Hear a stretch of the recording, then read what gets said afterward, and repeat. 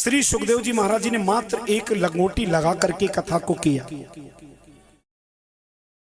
संत लोग कटी वस्त्र, शरीर पे कोई भी सिला हुआ वस्त्र नहीं होता तब कथा को कहते हैं, ऐसा नियम है। लेकिन वृंदावन में जाके देखो, ऐसे ऐसे कथावाचक प्रकट है गए, ऐसी ऐसी शेरवानी पहनेंगे, दूल्हा की तो औकात नहीं हुई ऐसी पहनने की, जो सुखदेव बन करके पहन करके, और एक ब्यूटी पार्लर वाली साथ में चलती है, वो ऐसे उनकी जब तक ऐसे लटे ऐसे गोल गोल करके नहीं कर देती तब तक उनको चैन नहीं पड़ता। कई वृंदावन में, मैं नाम नहीं लूंगा मर्यादा के कारण, और ले भी दूंगा तो मेरा कोई को क्या बिगाड़ लेगा। मैं किसी से डरता नहीं हूं, सत्य कहने में कभी नहीं डरता हूं, क्योंकि यहां बिठाया है सत्य बोलने के लिए, यहां बिठाया सत्य बोलने के लिए, सत्य का दर्पण दिखाने के लिए। यहां सेठों की वंदना करने के लिए नहीं, मंत्रियों की वंदना करने के लिए नहीं, पैसों की वंदना करने के लिए नहीं बिठाया।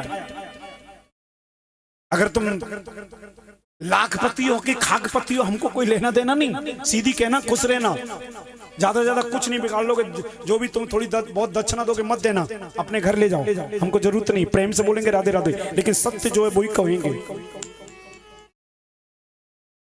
दो चार कथावाचक ऐसे हैं, हे भगवान, जब तक पूरा श्रृंगार न कर लें, उस भले आदमी से पूछो, ससुरा तू कथा करने जा रहा है कि लोगों को लुभाने जा रहा है?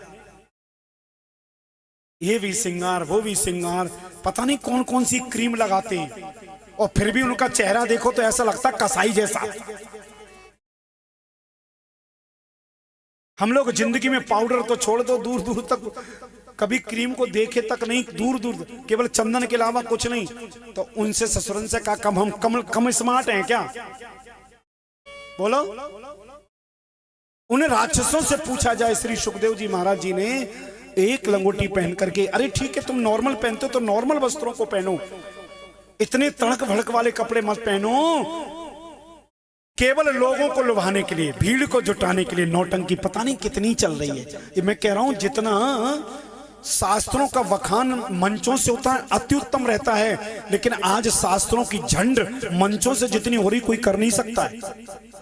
इतने बड़े बड़े भिखारी बैठे, इतने बड़े बड़े गौशाला के नाम से, कोई विधवाओं के नाम से,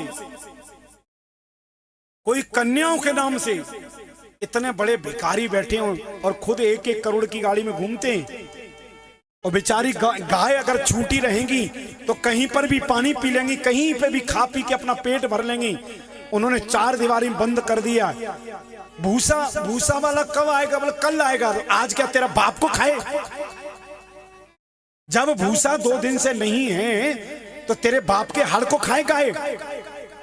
2 दिन बाद भूसा वाला आएगा, 2 दिन तक बेचारी गायों के ऊपर क्या गुजरेगी कोई समझ रहा है?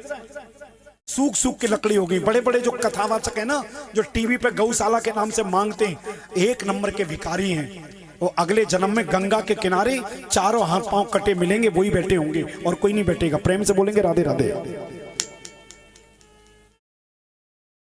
अरे तुम इतने निस्तेज हो गए कि विधवाओं के नाम से मांग रहे हो। हमारा विधवा आश्रम है, उसमें चलाते हैं, विधवाएं आती हैं वहां चलती हैं। अरे 3rd क्लास के आदमी, जो माताएं आशीर्वाद देने वाली हैं, उनके नाम से तू भीख मांग करके दुनिया से अपने ऐसो आराम में आनंद कर रहा है। एक बात ध्यान रखना, ऊंची दुकान और फीके, इनके चक्कर में मत पड़ना तुम। ऊंची दुकान जो होती है, फीके पकवान होते हैं, खुद तो नरक में जाएंगे, लेकिन उनके साथ जुड़ने वाले सब नरक में जाएंगे।